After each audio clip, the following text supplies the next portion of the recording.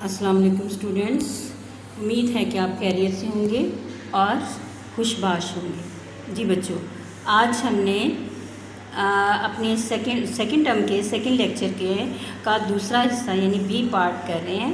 तो इसमें इल्म की फ़र्ज़ियत व फजीलत बताई गई है। इल्म की फ़र्ज़ियत व फजीलत सबक नंबर 3 आज हमने पढ़ना है। तो पहले मैं इसकी रीडिंग कर देती हूँ। रीडिंग में कोई मुश्किल होगी उसको एक्सप्लेन करके फिर हम क्वेश्चन पर आएंगे। ठीक है बच्चों। इल्म की फ़र्ज़ियत व फजीलत। इल्म के मानी है जानना और आगाह होना यानी वाकिफ़ होना। अल्लाह ताला के अपने बंदों पर बेहद एहसानात हैं, जिनमें से एक एहसान इल्म है। इसने अपने बंदों को अता किया। रसूल सल्लल्लाहु अलैहि वसल्लम पर जो पहली वही नाजिल हुई, इसमें इरशाद होता है, इक़रा बिस्मि रब्बिकल्लज़ी खलक़ा खलक़ल इंसाना मिन अलक़ इक़रा व रब्बुकल अकराम अल्लज़ी अल्लमा बिल कलम अल्लमल इंसाना मा लम यालम। सूरह अलक़ की ये 5 आयात हैं। तो देखें, इसमें ये पहली वही में नाजिल हुई थी। तो इनमें देखें कि इल्म की अहमियत वाज़ेह होती है। अपने परवरदिगार का नाम लेकर पढ़िए, जिसने पैदा किया, जिसने इंसान को खून की फुटकी से बनाया। पढ़िए और आपका परवरदिगार बड़ा करीम है, जिसने कलम के ज़रिए इल्म सिखाया और इंसान को वो बातें सिखाएं जिनका इसको इल्म ना था। रसूल सल्लल्लाहु अलैहि वसल्लम का इरशाद है, तलबुल इल्मा फ़रीदतुन अला कुल्ली मुस्लिमीन, यानी तलब इल्म का हासिल करना हर मुसलमान मर्द व औरत पर फ़र्ज़ है। इसलिए मुसलमान पर लाजिम है कि वो तलब इल्म में कोताही ना करे, यानी इल्म हासिल करने में सुस्ती ना दिखाए। इल्म की अहमियत। इंसान ज़मीन पर अल्लाह ताला का खलीफा और नाइब है और इसे इल्म ही की वजह से बाकी मखलूक़ात पर फजीलत हासिल है।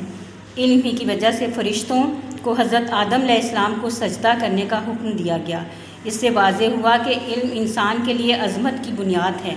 नबी करीम सल्लल्लाहु अलैहि वसल्लम ने अपने बारे में फ़रमाया है, इन्नमा बुइस्तु मुअल्लिमा, यानी मैं मुअल्लम बनाकर भेजा गया हूँ। आप सल्लल्लाहु अलैहि वसल्लम अपने इल्म में इजाफ़े के लिए ये दुआ फरमाया करते थे, रब्बि ज़िदनी इल्मा, ए मेरे रब मेरे इल्म में इजाफ़ा फरमा। अगर यहाँ पर कुल लगा दिया जाए तो फिर ए मेरे रब कह दीजिए, ए मेरे रब। तो कुल के मानी होते हैं कह दो।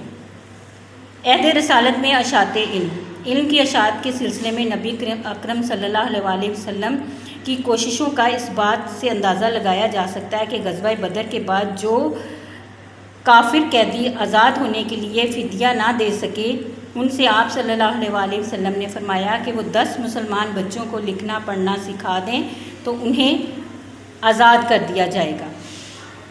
आप सल्लल्लाहु अलैहि वसल्लम ने ख़वातीन को भी इल्म हासिल करने की ताकीद फरमाई। आप सल्लल्लाहु अलैहि वसल्लम ने फरमाया, तलबे इल्म हर मुसलमान पर फ़र्ज़ है, ख्वाह वो मर्द हो या औरत। इसी तरह आप सल्लल्लाहु अलैहि वसल्लम ने यह भी फरमाया कि इल्म व हिकमत मोमिन की मताए गुमगुश्ता है, यानी ऐसा सामान जो गुम गया हो।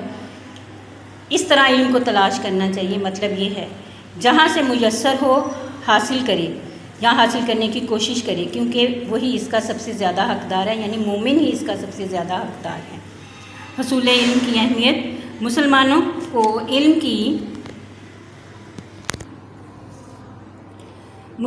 को इल्म की तरफ सबसे ज़्यादा तवज्जो देनी चाहिए। कुरान ने दीन के बुनियादी काम के साथ साथ दुनियावी फ़लसफ़ा, तारीख़, ग़िज़ा और ग़िज़ाइयत और साइंसी उलूम पर गौर व फ़िक्र की भी दावत दी है, जिसके हलाल भी इस्लाम का तकाज़ा है।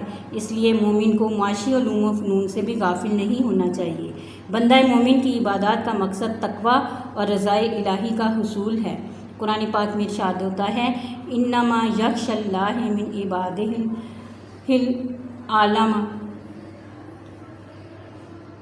उलमा, यानी अल्लाह के नज़दीक बंदों में से अहले इल्म ही अल्लाह से डरते हैं। यह भी ज़रूरी है कि जो इल्म हासिल हुआ है इसे आगे फैलाया जाए, दिए से दिए को जलाया जाए। रसूल सल्लल्लाहु अलैहि वसल्लम ने फरमाया, बल्लिगू अन्नी वलो आयाता, मुझसे एक आयत भी सुनो तो इसे आगे पहुंचा दो और इसकी तबलीग करो। इसी तरह आखिरी हज के मौका पर इरशाद फरमाया, अब आप सबकी तो अरबी याद नहीं कर सकते, इसलिए आप ये तर्जुमा ही देख लें, जो हाजिर हैं वो इस तक मेरी ये तालीम पहुंचा दें जो यहाँ नहीं। اور پھر حصول علم کے لیے عمر کی بھی کوئی قید نہیں۔ آپ صلی اللہ علیہ وسلم نے ماں کی گود سے قبر میں اترنے تک حصول علم کا عمل جاری رکھنے کی ہدایت فرمائی۔ چنانچہ ارشاد ہوا ماں کی گود سے لے کر قبر تک علم حاصل کرو۔ یہ بھی فرمایا کہ مومن علم سے کبھی سیر نہیں ہوتا۔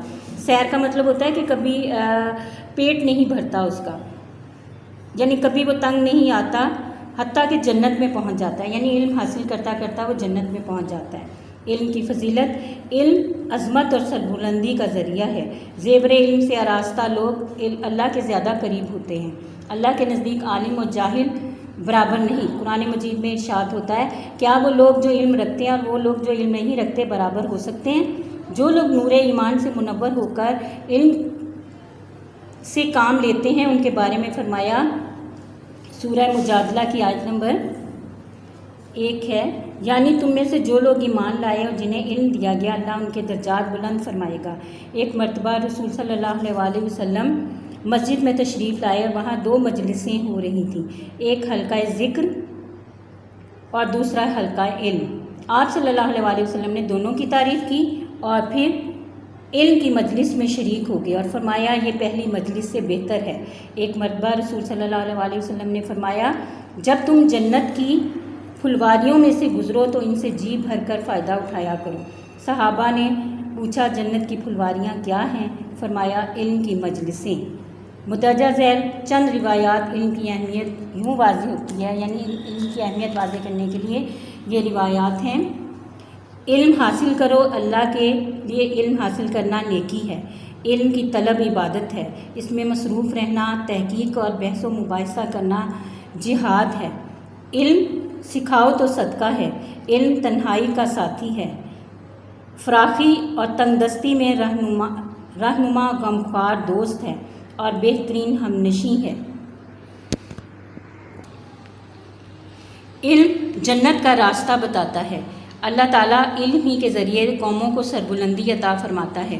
لوگ علماء کے نقش قدم پر چلتے ہیں، دنیا کی ہر چیز ان کے لیے دعائیں مغفرت کرتی ہے، یعنی جو لوگ یہاں پر جو لگا لیں تو زیادہ ایکسپلین ہو جائے گا، کیونکہ علم دلوں کی زندگی ہے، اندھوں کے لیے بینائی ہے، علم جسم کی توانائی اور قوت ہے۔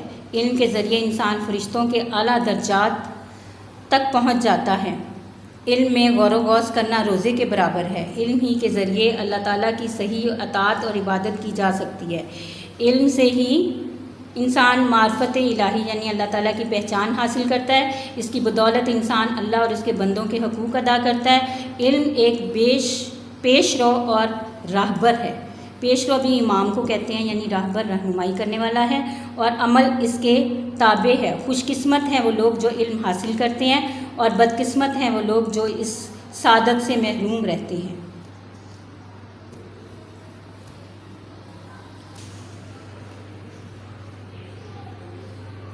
اسلام اپنے ماننے والوں کو درس دیتا ہے کہ علم کی تلاش میں نکلو اور حکمت یعنی دانائی کے موتی جہاں سے ملیں انہیں حاصل کرو۔ علم کی فضیلت اس امر سے بھی ثابت ہوتی ہے کہ اللہ تعالیٰ نے ہمیشہ حکومت اور سلطنت سے اسی قوم کو سربلند فرمایا، یعنی اسی قوم کو حکومت اور سلطنت ملی جس سے علم و عمل میں برتری حاصل تھی۔ اسی اصول کی بنا پر حضرت آدم علیہ السلام بھی ملائکہ پر یعنی فرشتوں پر فضیلت لے گئے تھے، یعنی علم ہی کی وجہ سے۔ علم ہی کی بنا پر مسلمان تمام دنیا پر چھا گئے تھے، مگر جب انہوں نے قرآن کی تعلیمات کو چھوڑا اور علم کی روشنی سے دور ہوئے تو زوال کا شکار ہو گئے۔ رسول صلی اللہ علیہ وسلم روزانہ صبح و شام جو دعائیں مانگا کرتے تھے ان میں سے ایک یہ بھی ہے، یعنی اے اللہ اللہم انی اسألک علما نافعا، یعنی اے اللہ میں تجھ سے نفع دینے والے علم کی درخواست کرتا ہوں۔ اسی طرح یہ بھی مسنون دعا ہے، یعنی آپ کی سنت سے ثابت ہے کہ اے اللہ جو علم تو نے ہمیں دیا ہے اسے ہمارے لیے مفید بنا اور ہمیں ایسا علم عطا فرما جو ہمیں نفع پہنچائے۔ ہماری دعا ہے کہ اللہ تعالیٰ ہمیں بھی علم عطا فرمائے اور اس پر عمل اور اس کی اشاعت کی توفیق بھی نصیب فرمائے، آمین۔ اب بچوں اس کی مشقی سوالات دیکھیں، اس میں سے 3 سوال دیے ہوئے ہیں، تو آج میں صرف آپ کو قرآن کی روشنی میں علم کی اہمیت بیان کریں یہ سوال کرواؤں گی۔ جی بچوں، تو اس سوال کو کرنے کے لیے آپ اپنے نوٹس کھولیں اور نوٹس میں دیکھیں علم کی فرضیت و اہمیت میں اس کا سوال نمبر 1 دیا ہوا ہے، قرآن کی روشنی میں علم کی اہمیت بیان کریں۔ تو سب سے پہلے آپ نے جس طرح اس کو سیٹ کر کے لکھنا ہے، نوٹس میں بنا کے دے دیا گیا ہے۔ پہلی ہیڈنگ ہے علم کا مفہوم، یعنی اس کا معنی و مفہوم بھی ہیڈنگ ہو سکتی ہے۔ علم کے معنی ہے جاننا اور آگاہی حاصل کرنا، یعنی اپنے آپ کو جاننا، اپنے ارد گرد کے ماحول کو جاننا اور سب سے بڑھ کر کائنات کے رازوں کو جاننا۔ معیار فضیلت، اللہ تعالیٰ کے بندوں پر بے حد احسانات ہیں، جن میں سے ایک یہ ہے کہ اس نے انسان کو علم دیا۔ علم کی بنیاد پر ہی کائنات وجود میں آئی۔ علم کی بدولت ہی بنی نوع انسان سرتاج کائنات اور زمین پر اللہ کی بہترین مخلوق ہے۔ اسی علم کی بنا پر ہی فرشتوں کو حضرت آدم علیہ السلام کے سامنے جھکنا پڑا، یعنی سجدہ کرنا پڑا۔ علم سے ہی ساری کائنات انسان کی مطیع و مسخر ہو گئی ہے، یعنی ساری کائنات پر انسان جو حکومت کر رہا ہے وہ صرف علم کی بدولت ہی ہے۔ پہلی وحی اور علم، غار حرا میں جب حضرت جبرائیل علیہ السلام کا پیغام، اللہ کا پیغام لے کر آئے تو اس کا آغاز لفظ اقرا سے ہوا، جس کے معنی ہے پڑھ۔ سورہ علق میں ارشاد ہوتا ہے اقرا باسم ربک الذی خلق، خلق الانسان من علق، اقرا وربک الاکرم الذی علم بالقلم، علم الانسان ما لم یعلم۔ اگر آپ یہ آیت لکھتے ہو تو اس میں یہ آیت ختم ہونے کے نشانات ہیں، تو یہ بک سے دیکھ کر ٹھیک کر لیجیے گا، ٹھیک ہے بچوں۔ اس کا ترجمہ ہے اپنے پروردگار کا نام لے کر پڑھیے، جس نے پیدا کیا، جس نے انسان کو خون کی پھٹکی سے بنایا۔ پڑھیے آپ کا پروردگار بڑا کریم ہے، جس نے قلم کے ذریعے علم سکھایا اور انسان کو وہ باتیں سکھائیں جن کا اس کو علم نہ تھا۔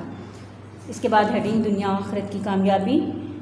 دنیا میں جو انسان نور ایمان سے منور ہو کر اپنی فکری اور علمی قوتوں سے کام لیتے ہیں، ان کے ساتھ اللہ کا وعدہ ہے کہ وہ انہیں دنیا و آخرت میں کامیابی عطا فرمائے گا۔ ارشاد باری تعالیٰ ہے تم میں سے جو لوگ ایمان لائے اور جنہیں علم دیا گیا، اللہ ان کے درجات بلند فرمائے گا۔ اللہ کے محبوب بندے، ویسے تو تمام انسان اللہ کے بندے ہیں، مگر جو لوگ علم حاصل کرتے ہیں وہ اللہ تعالیٰ کے محبوب بندے قرار پاتے ہیں۔ ارشاد باری تعالیٰ ہے کہہ دیجئے کیا عالم اور جاہل برابر ہو سکتے ہیں؟ اللہ تعالیٰ سے ڈرنے والے، یعنی یہ ہیڈنگ ہے بچوں، اور یہ پرومیننٹ نہیں ہو رہی اور پتہ نہیں چل رہا تو اس کو انڈرلائن کر لیں، یہ ہیڈنگ ہے، یعنی اللہ تعالیٰ سے ڈرنے والے۔ بندہ مومن کی عبادات کا مقصد تقوی اور رضائے الہی کا حصول ہے۔ یہ حصول کا لفظ بھی ٹھیک کر لیں، یہ حصول کا لفظ کس طرح آپ نے کرنا ہے،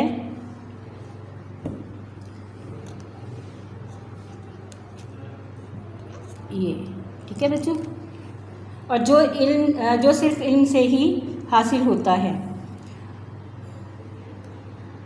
قرآن پاک میں ارشاد ہوتا ہے اللہ کے بندوں میں سے اہل علم ہی اللہ سے ڈرتے ہیں۔ اس کے بعد ہیڈنگ ہے حضور صلی اللہ علیہ وسلم کا امتیازی وصف۔ وصف کہتے ہیں خوبی کو، امتیازی یعنی نمایاں خوبی آپ کی یہی تھی۔ حضور صلی اللہ علیہ وسلم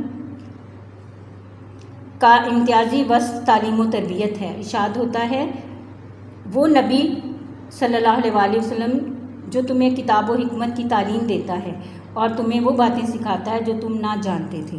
راسخ علم والوں کا مقام، یعنی جن کے پاس صحیح علم ہوتا ہے، دینی علم، اور دوسرا حکمت اور دانائی ہوتی ہے، ان کا جو مقام و مرتبہ اس کے بارے میں اللہ تعالیٰ کا ارشاد ہے وہ اس میں بتایا گیا۔ علم راز ایک ایسا علم ہے جسے جاننے والے انسان بہت سے باطنی رازوں کو بھی جان لیتے ہیں۔ باطنی کہتے ہیں چھپے ہوئے اندرونی رازوں کو بھی، یعنی جو اللہ صرف جانتا ہے، جن کو اللہ کے سوا اور کوئی نہیں جانتا۔ ارشاد ہوتا ہے اللہ اور علم راز والوں کے سوا ان کے معنی کوئی نہیں جانتا۔ ہم اس پر ایمان لے آئے اور یہ سب ہمارے رب کی طرف سے اتری ہیں، اور سمجھانے سے وہی سمجھتے ہیں جن کو عقل ہے۔ اہل علم کی توحید پر گواہی، اللہ کے نزدیک علم والوں کی گواہی کا تیسرا درجہ ہے۔ ارشاد ہوتا ہے کہ اس بات پر کہ اللہ نے کسی سوا کو عبادت کے لائق نہیں، خود اللہ گواہ ہے، اس کے فرشتے اور اہل علم گواہ ہیں۔ یعنی یہ جو ارشاد ہے اس سے واضح ہوتا ہے کہ اہل علم کا تیسرا درجہ ہے۔ حضور صلی اللہ علیہ وسلم کی دعا، اللہ تعالیٰ نے ہر نبی کو کوئی دعائیہ کلمات عطا کیے، ہر نبی کو عطا کیے۔ حضور صلی اللہ علیہ وسلم کو جو دعا سکھائی گئی وہ علم کے بارے میں تھی۔ کل رب زدنی علما، کہہ دیجئے اے میرے رب، میرے پروردگار، میرے علم میں اضافہ فرما۔ علم عظمت اور سربلندی کا ذریعہ ہے۔ زیور علم سے آراستہ لوگ اللہ کے زیادہ قریب ہوتے ہیں۔ علم سے ہی معرفت الہی اور خداوندی حاصل ہوتی ہے، اور انسان اللہ تعالیٰ کے احکام اور بندوں کے حقوق جانتا ہے اور انہیں ادا کرنے کی کوشش کرتا ہے۔ اس لیے ایک مسلمان ہونے کی حیثیت سے ہمیں علم حاصل کرنے کی بھرپور کوشش کرنی چاہیے، تاکہ ہم دنیاوی ترقی کی معراج پر پہنچ کر آخرت میں سرخرو ہو سکیں۔ سرخرو مطلب کامیابی حاصل کر سکیں۔ جی بچوں، یہاں تک یہ سوال نمبر 1 کمپلیٹ ہو گیا، تو آپ لوگوں نے اس کو اچھی طرح یاد کر لینا ہے۔ اوکے اسٹوڈینٹس، گڈ لک، اللہ حافظ۔